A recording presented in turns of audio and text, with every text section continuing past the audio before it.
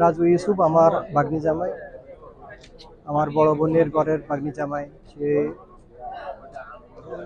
এখানে আসছে প্রায় 3 বছরের কাছাকাছি হয়, 2 বছর থেকে একটু বেশি। তো সবাই জানেন যে দুর্বৃত্তের গুলির আঘাতে যেভাবে তাকে হত্যা করা হলো।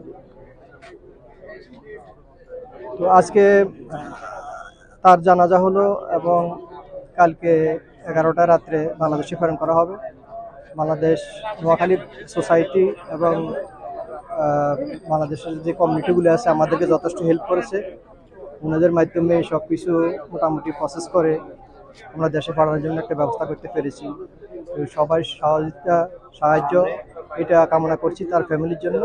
তার 2টা বাচ্চা আছে, ছোট ছোট বাচ্চা।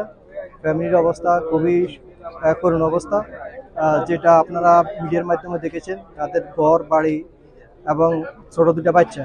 তো সবার সহযোগিতা কামনা করছি আগামীতে যেন এই ফ্যামিলিটা এবং বাচ্চাগুলো মানুষ হতে পারে, বড় হতে পারে, এই কামনা করছি আপনাদের সবাই। বাংলাদেশ সোসাইটির বর্তমান নেতৃবৃন্দ, সাবেক নেতৃবৃন্দ উপস্থিত হয়েছেন, সন্দীপ সোসাইটির বর্তমান নেতৃবৃন্দ উপস্থিত আছেন, বিভিন্ন মসজিদ এর ইমামগণ এবং দায়িত্বশীলরা উপস্থিত আছেন। আপনাদের সকলের প্রতি কৃতজ্ঞতা জ্ঞাপন করছি। আমরা আর দীর্ঘায়িত করব না। আমাদের এখানে ওনার আসলে ফ্যামিলি মেম্বার বলতে এখানে যারা আছেন, ওনার এক ভাইরা আছেন, ওনার মামা শ্বশুর আছেন, আর ইনি হচ্ছেন ওনার ছোটবেলার বন্ধু, প্লাস যেই দোকানে উনি ওনারা একসাথে কাজ করতেন।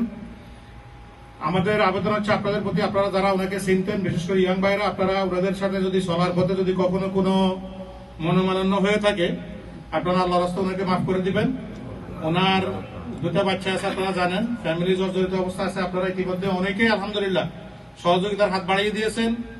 এই সহযোগিতার হাতটা আমরা ইনশাল্লাহ খোলা রাখবো, যেন ওই বাচ্চা 2টার প্রতি আমরা সবসময় খেয়াল রাখবো, ফ্যামিলির প্রতি আমরা সবসময় নেক নজর রাখবো। যারা এটাতে সহযোগিতা করেছেন, যারা অংশগ্রহণ করেছেন, সকলের প্রতি কৃতজ্ঞতা।